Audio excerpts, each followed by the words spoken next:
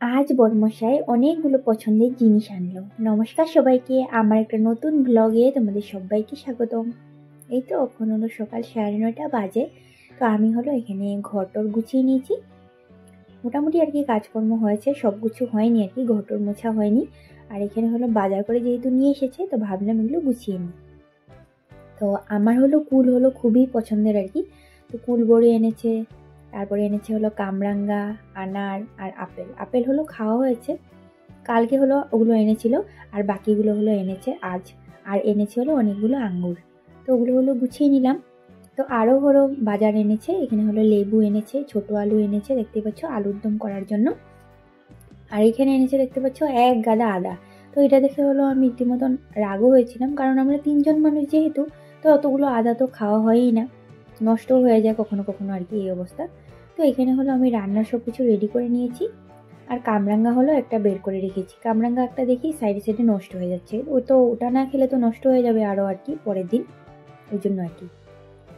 আর এটা দেখতে পাচ্ছ, এটা হলো কাল রাতে এনেছে, এটা হলো আমার খুবই ভালো লাগে আর কি, ডেয়ারি মিল্কের। আর মেয়ের পছন্দের এনেছে হলো চকলেট হরলিক্স, আর এনেছে হলো কফি, ড্রাই ফ্রুটও হলো আবার অনেকগুলো নিয়ে এসেছে আর কি। তো হরলিক্সটা আর কি অনেক খোঁজার পরে হলো পেয়েছে, এখানে হলো একদমই পাওয়া যাচ্ছিল না, না হলো মানে 8-10টা দোকান খোঁজার পরে মানে হরলিক্সটা পেয়েছে। সব দোকানে মানে আছে হলো প্লেন হরলিক্স, চকলেট হরলিক্স মানে কোনো মতেই পাওয়া যাচ্ছে না। আর ডিম এনেছে ঠিকই, আমি গুছিয়ে রেখেছি, ভাবছি আর কি মাছ রান্না করলে হলো ডিম যদি মেয়ে দেখেছে, মাছ তো কোনো মতেই খাবে না, ও হলো ডিমই খাবে আর কি, ওর এই অবস্থা।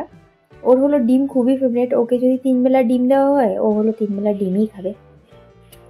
তো আঙ্গুরটা হলো ফ্রিজে ঢুকিয়ে রেখে দিয়েছি, মানে আঙ্গুরটা ফট করে নষ্ট হয়ে যেতে পারে এই জন্য আর কি, বাইরে আর রাখলাম না, খাওয়ার অল্প আগে বের করে রেখে দেবো, বাস হয়ে যাবে। আর ফ্রিজের অবস্থা তো দেখতেই পেরেছো, এটার মধ্যে হলো জায়গাই নেই। যখনই হলো বাইরে যাবে আসার সময় হলো এক ব্যাগ আর কি বাজার করে নিয়ে এসে মানে বর্মশাই।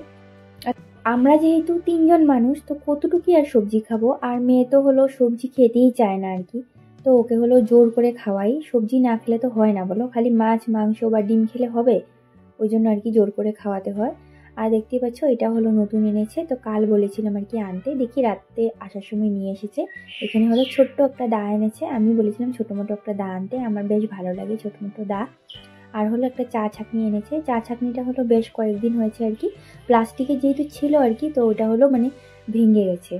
তো কালকে যেহেতু দা আনতে গেছিলো, তো ওটার সঙ্গে হলো ওটাও একবারে নিয়ে এসেছে।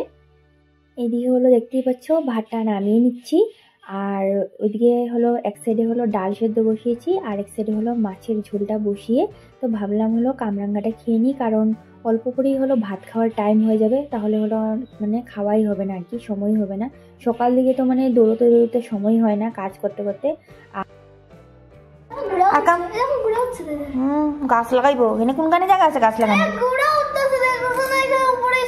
হ্যাঁ ওটা কেটে দিয়ে দিলে হয়ে যায় সবজির মধ্যে।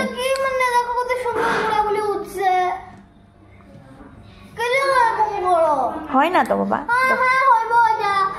সকাল দিকে আর কি কাজকর্ম সেরে আমি হলো এডিট করতে বসি আর কি ভিডিও, এই জন্য আর কি সময়ই হয়ে ওঠে না। তো রান্না বান্না হয়ে গেছে, বানিয়েছি হলো নিম বেগুন, গাজর আলু ভাজা, আর হলো কচি লাউয়ের অল্প বাকল ছিল আর কি, ওইটা হলো পেঁয়াজ দিয়ে ভেজেছি, আর হলো শালগুম দিয়ে মাছের ঝোল করেছি, লাচিম ভাঙ্গন আর কি আছে ওইটা, আর মুগ ডাল দিয়ে করেছি, মুগ আর মসুরি ডাল মিলিয়ে ওটা হলো লাউ দিয়ে করেছি, আর হলো ভাত করেছি। পেঁয়াজ যেহেতু অনেকগুলো এনেছে, তো কয়েকটার হলো গ্যাস বেরিয়ে গেছে, ও নাকি এখন গাছ লাগাবে। কোথায় লাগাবে, আমরা যেহেতু ভাড়া ঘরে থাকি, কোথায় আর জায়গা থাকে বলো লাগানোর, কোথাও তো জায়গা নেই।